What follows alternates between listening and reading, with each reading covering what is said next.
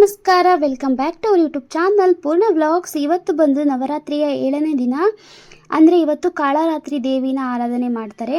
ಹಾಗೆ ಇವತ್ತು ನಾನು ಹೊರಗಡೆ ಎಲ್ಲ ಕಸ ಗುಡಿಸಿ ಕ್ಲೀನಾಗಿ ನೆಲ ಒರೆಸಾದ್ಮೇಲೆ ರಂಗೋಲಿ ಹಾಕ್ತಾ ಇದ್ದೀನಿ.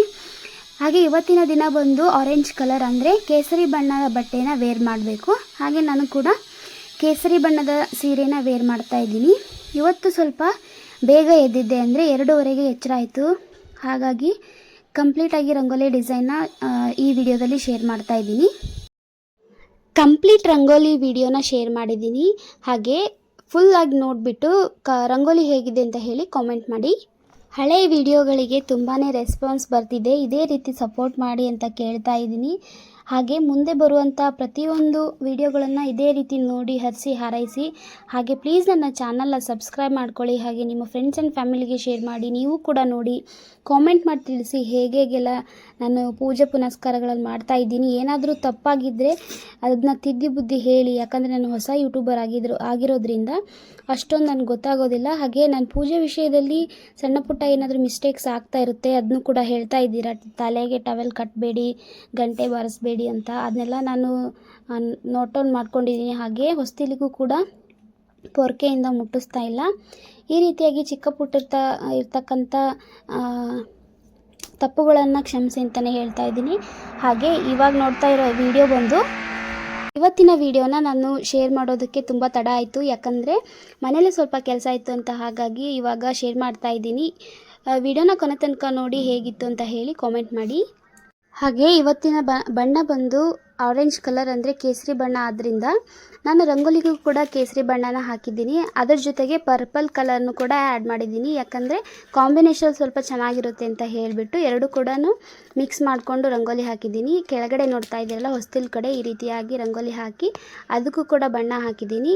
ಈ ರಂಗೋಲಿ ಹೇಗಿದ್ದು ಅಂತ ಹೇಳಿ. ಕಂಪ್ಲೀಟ್ ಫೈನಲ್ ರಂಗೋಲಿ ಲುಕ್ ಹೀಗಿದೆ. ಹಾಗೆ ನಿಮಗೆ ಇಷ್ಟ ಆಯ್ತಾ ಇಲ್ವಾ ಅಂತ ಹೇಳಿ ತಿಳಿಸಿ. ಹಾಗೆ ಹೊರಗಡೆ ಕೂಡ ಹಾಕಿದ್ನಲ್ಲ, ಅದು ಕೂಡ ಚಿಕ್ಕದಾಗಿ ಹಾಕಿದ್ದೆ, ಅದು ಕೂಡ ಹೀಗಿತ್ತು. ಯಾಕಂದರೆ ಮಕ್ಕಳು ಇರ್ತಾರಲ್ಲ ಮನೆಯಲ್ಲಿ, ತುಳಿದಾಡಿ ಎಲ್ಲ ಕೆಡಿಸ್ಬಿಡ್ತಾರೆ ಅಂತ ಹೇಳಿ ಚಿಕ್ಕದು ಹಾಕಿದ್ದೆ. ಆದರೂ ನಮ್ಮ ಮನೆಯಲ್ಲಿ ರಂಗೋಲಿ ನಾವು ಯಾವಾಗ ಹೇಗೆ ಹಾಕಿರ್ತೀವಲ್ಲ ಅದು ಹಾಗೇ ಇರುತ್ತೆ. ಅದೆಲ್ಲ ಮುಗಿಸ್ಕೊಂಡು ಇವಾಗ ಸ್ನಾನ ಮುಗಿಸ್ಕೊಂಡು ಜಡೆ ಹಾಕ್ಕೊಂಡು ಸೀರೆ ಎಲ್ಲ ಉಟ್ಕೊಂಡು ವಿಭೂತಿ ಹಚ್ಕೊಂಡು, ಅಂದರೆ ವಿಭೂತಿ ಕುಂಕುಮ ಎಲ್ಲ ಹಚ್ಕೊಂಡು ದೇವಸ್ಥಾನಕ್ಕೆ ಹೋಗ್ತಾ ಇದ್ದೀವಿ. ಇವತ್ತು ಬಂದು ಬೇಗ ಹೋಗಿದ್ವಿ, ಯಾರು ಕೂಡ ಇರಲಿಲ್ಲ, ನಾವೇ ಫಸ್ಟ್ ಹೋಗಿದ್ದು. ಆದರೂ ಕೂಡ ಅಲ್ಲಿ ತುಂಬ ರಶ್ ಆಗಿಬಿಡ್ತು. ನೋಡ್ತಾ ಇದ್ದೀರಲ್ಲ, ಯಾರೂ ಇರಲಿಲ್ಲ, ನಾವೇ ಫಸ್ಟ್ ಹೋಗಿದ್ದು. ನಾವು ಹೋಗ್ತಾ ಹೋಗ್ತಾ ಪೂಜೆ ಮಾಡ್ತಾ ಇದ್ದೀವಿ. ಹಾಗೆ ಕಂಪ್ಲೀಟಾಗಿ ಬರ್ತಾ ಇದ್ದಾರೆ ಜನ. ಫುಲ್ ಬಂದುಬಿಟ್ರು.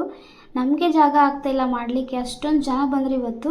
ನಾವು ಹೋಗಿದ್ದು ಬೇಗ ಆದ್ರೂ ಇವತ್ತು 4:15 ಅಷ್ಟೊತ್ತಿಗೆ ನಮ್ಮ ಪೂಜೆ ಎಲ್ಲ ಮುಗಿದ್ಬಿಟ್ಟಿತ್ತು, ಅಷ್ಟೊಂದು ಜನ ಇದ್ದರು.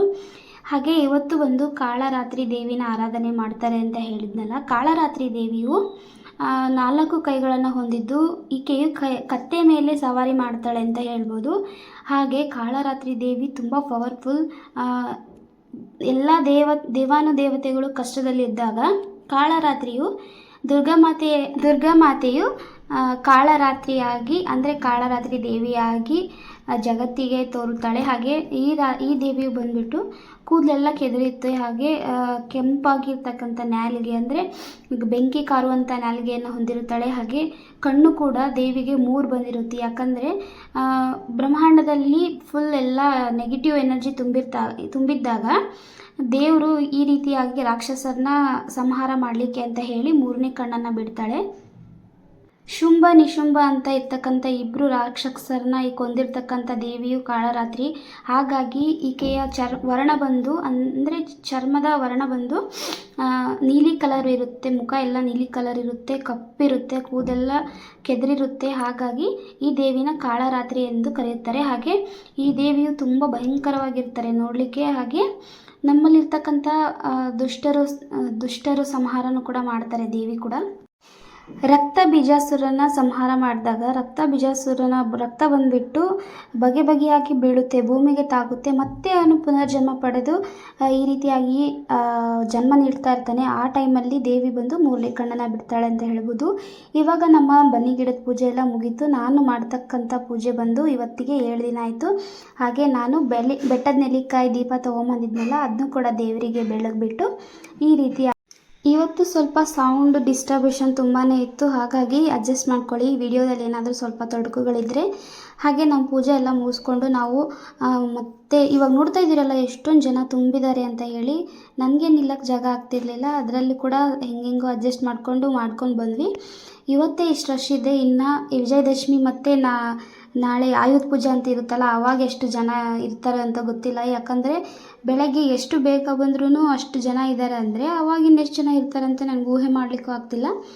ಇವಾಗೆಲ್ಲ ಪೂಜೆ ಎಲ್ಲ ಮುಗಿಸ್ಕೊಂಡು ದೇವರಿಗೆ ಉದ್ದಿನ ಕಡ್ಡಿ ದೀಪ ಧೂಪ ಎಲ್ಲ ಬೆಳಗ್ಬಿಟ್ಟು ದೇವರಿಗೆ ಹೂವನ್ನು ಇಟ್ಟು ಇವಾಗ ದೇವರಿಗೆ ಕೈ ಮುಗಿದು ಪ್ರದಕ್ಷಿಣೆ ಕೂಡ ಹಾಕಿದ್ದೆ. ಯಾಕಂದರೆ ಜನ ಇದ್ದಿದ್ದರಿಂದ ವಿಡಿಯೋ ಮಾಡಲಿಕ್ಕೆ ಆಗಲಿಲ್ಲ, ಯಾಕಂದರೆ ತುಂಬ ಜನ ಇದ್ರಲ್ಲ. ಸೊ ಹಾಗಾಗಿ ನಾನು ಎಷ್ಟಾಗುತ್ತೋ ಅಷ್ಟು ವಿಡಿಯೋನ ಕ್ಯಾಪ್ಚರ್ ಮಾಡಿದ್ದೀನಿ. ಇವಾಗ ಕುಂಕುಮನ ಹಣೆಗೆ ಇಟ್ಕೊಂಡು ದೇವರಿಗೆ ನಮಸ್ಕಾರ ಮಾಡ್ಕೊಳ್ತಾ ಇದ್ದೀನಿ.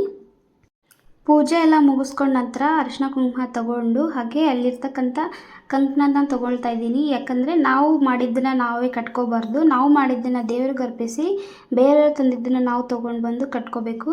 ಹಾಗಾಗಿ ನಾನು ತಂದಿರ್ತಕ್ಕಂಥ 2 ಕಂಕಣನ ದೇವ್ರಿಗೆ ಇಟ್ಬಿಟ್ಟು ಅಲ್ಲಿರ್ತಕ್ಕಂಥ 1 ಕಂಕಣನ ತೊಗೊಂಡು ಮನೆಗೆ ಬರ್ತೀನಿ.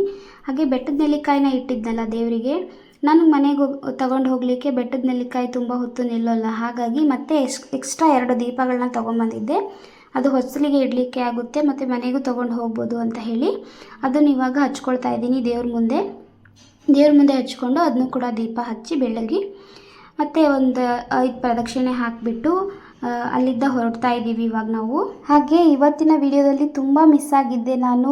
ಇಲ್ಲೆಲ್ಲ ಸುತ್ತುತ್ತಿದ್ದೆ, ಅಂದರೆ ದಾರ ಸುತ್ತಿದ್ದೆ, ಅಂಗನೂಲು ಅಂತೀವಲ್ಲ ಅದನ್ನು ಬನ್ನಿ ಗಿಡಕ್ಕೆಲ್ಲ ಸುತ್ತಿಬಿಟ್ಟು ಪ್ರದಕ್ಷಿಣೆ ಕೂಡ ಹಾಕ್ಕೊಳ್ತಿದ್ದೆ. ಅದನ್ನೆಲ್ಲ ಕ್ಯಾಪ್ಚರ್ ಮಾಡಲಿಕ್ಕೆ ಆಗಲಿಲ್ಲ, ಯಾಕಂದರೆ ನನಗೆ ವಿಡಿಯೋ ಮಾಡಿಕೊಡ್ತಕ್ಕಂಥವ್ರು ಪೂಜೆ ಮಾಡಲಿಕ್ಕೆ ಬಂದವರೆ. ಹಾಗಾಗಿ ಅವ್ರಿಗೂ ತುಂಬ ಡಿಸ್ಟರ್ಬೆನ್ಸ್ ಮಾಡಬಾರ್ದಲ್ಲ. ಅವ್ರದ್ದು ಪೂಜೆ ಆದಮೇಲೆ ನಾನು ಪೂಜೆ ಮಾಡ್ಕೊಂಬರೋದು ಈ ರೀತಿಯಾಗಿ ಮಾಡ್ತೀವಿ ನಾವು. ಅದಕ್ಕೋಸ್ಕರ ಜನ ಇದ್ರಂತ ಹೇಳಿ ಮಾಡಲಿಕ್ಕೆಲ್ಲ ಹೋಗಲಿಲ್ಲ. ಇವಾಗೆಲ್ಲ ಪೂಜೆ ಮುಗೀತು, ಮನೆಗೆ ಹೋಗ್ತಾ ಇದ್ದೀವಿ. ಕರೆಕ್ಟಾಗಿ ಇವತ್ತು ನಮ್ಮ ಪೂಜೆ ಬಂದು 4:35ಕ್ಕೆ ಪೂಜೆ ಕಂಪ್ಲೀಟ್ ಆಗಿತ್ತು. ಕೆಲವೊಂದು ಯೂಟ್ಯೂಬ್ ಚಾನಲ್ ಹೇಳ್ತಾರೆ ಮುಹೂರ್ತ ಬಂದು 4:15 ಸ್ಟಾರ್ಟ್ ಆಗುತ್ತೆ ಅಂತ ಹೇಳಿ. ನಮ್ಮ ಭಟ್ರಿಗೆ ಅಲ್ಲಿ ಕೇಳಿದ್ವಿ ನಾವು ಎಷ್ಟೊತ್ತಿಗೆಲ್ಲ ಸ್ಟಾರ್ಟ್ ಆಗುತ್ತೆ ಮುಹೂರ್ತ ಅಂತ ಹೇಳಿ. ಅವರು 4 ಗಂಟೆಯಿಂದ ಯಾವಾಗಾದರೂ ಮಾಡಿ, ಬೆಳಗ್ಗೆ ಆಗೋದ್ರೊಳಗಡೆ ಸೂರ್ಯ ಉದಯ ಆಗೋದ್ರೊಳಗೆ ಎಷ್ಟೊತ್ತಿಗಾದರೂ ಮಾಡಿ 4 ಗಂಟೆಯಿಂದ ಮಾಡಿ, ಅದು ಬ್ರಾಹ್ಮಿ ಮುಹೂರ್ತ ಅಂತ ಅನಿಸ್ಕೊಳ್ಳುತ್ತೆ ಅಂತ ಹೇಳಿದರು. ಹಾಗಾಗಿ ನಾವು 4 ಗಂಟೆಯಿಂದ ಪ್ರತಿನಿತ್ಯನ 4 ಗಂಟೆಗೆ ಹೋಗಿ ಪೂಜೆ ಮಾಡ್ಕೊಳ್ಳೋದು.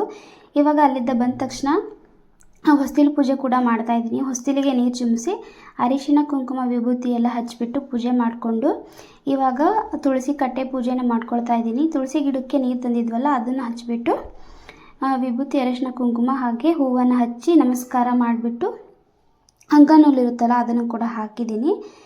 ಈ ವಿಡಿಯೋ ಸ್ವಲ್ಪನಾದರೂ ನಿಮ್ಗೆ ಇಷ್ಟ ಆದರೆ ಪ್ಲೀಸ್ ಒಂದು ಲೈಕ್ ಕೊಡಿ, ಹಾಗೆ ನಿಮ್ಮ ಫ್ರೆಂಡ್ಸ್ ಆ್ಯಂಡ್ ಫ್ಯಾಮಿಲಿಗೂ ಶೇರ್ ಮಾಡಿ. ನಾಳೆ ಮತ್ತೆ ಮುಂದಿನ ವಿಡಿಯೋದಲ್ಲಿ ಮತ್ತೆ ಸಿಗ್ತೀನಿ. ಅಲ್ಲಿವರೆಗೂ ನಮಸ್ಕಾರ. ಹಾಗೆ ನಾಳೆ ನಾನು ಯಾವ ರೀತಿ ಪೂಜೆಗಳನ್ನ ಮಾಡ್ತೀನಿ, ಯಾವ ದೀಪ ತೊಗೊಂಡು ಹೋಗ್ತೀನಿ ದೇವರಿಗೆ ಅಂತ ಹೇಳಿ ತಿಳಿಸ್ಕೊಡ್ತೀನಿ. ದೇವರಿಗೆ ನಾಳೆ ಬೇರೆ ಬೇರೆ ಪ್ರತಿನಿತ್ಯ ಒಂದೊಂದು ತೋರಿಸ್ತಾ ಇದ್ದೀನಲ್ಲ, ಆ ರೀತಿ ನಾಳೆನೂ ಬೇರೆ ದೀಪನ ತೋರಿಸ್ತೀನಿ. ಫೈನಲ್ ಆಗಿ ಈ ರೀತಿ